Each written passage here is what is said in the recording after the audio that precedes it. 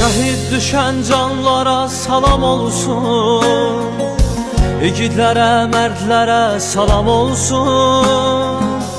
Vətən deyiblər kimi gedənlərə, qaziyə, şəhidlərə salam olsun. Anam atam üzülməsən halimə, şəhid olum tək vətən sağ olsun, sağ olsun. Anam atam üzülməsən halimə, şəhid olum tək vətən sağ olsun, sağ olsun. Uca olsun vətənimin bayrağı, uca olsun. Qarabağa şəhiddən salam olsun. Şəhid olum tək vətən sağ olsun, sağ olsun. Uca olsun vətənimin bayrağı, uca olsun.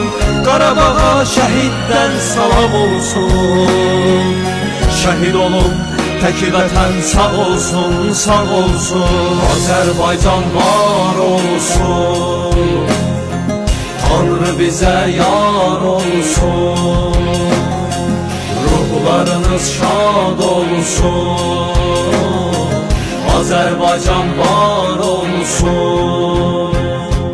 Canlarımız fədadır, vətən bizə anadır.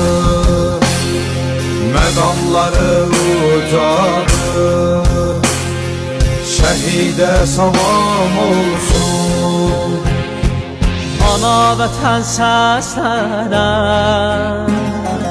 candan qandan keçərəm.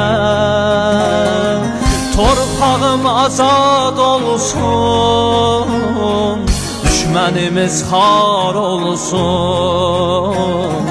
Azərbaycan var olsun.